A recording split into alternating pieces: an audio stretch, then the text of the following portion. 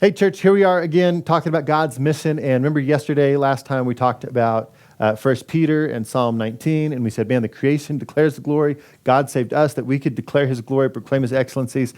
Today, what I want to do is kind of transition. Well, how do we fulfill God's mission? If God's mission is about God's glory, well, there's two parts to God's mission, the Great Commandment and the Great Commission. So the Great Commandment we'll talk about today, tomorrow, Great Commission. So the Great Commandment is in Matthew 22.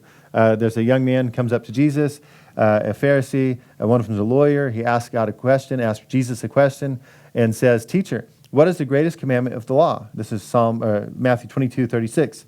And Jesus said to him, "You shall love the Lord your God with all your heart, with all your soul, and all your mind. This is the great and first commandment.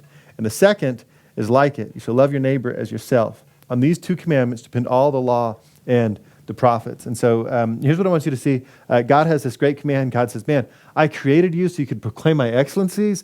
And when you do that, you got to keep the commandments. And the way you do that is two things. Love God first, love others second. On these two, everything else depends. And as you do that, we start to do God's mission in the world. So question, what does it look like to love God and to love others?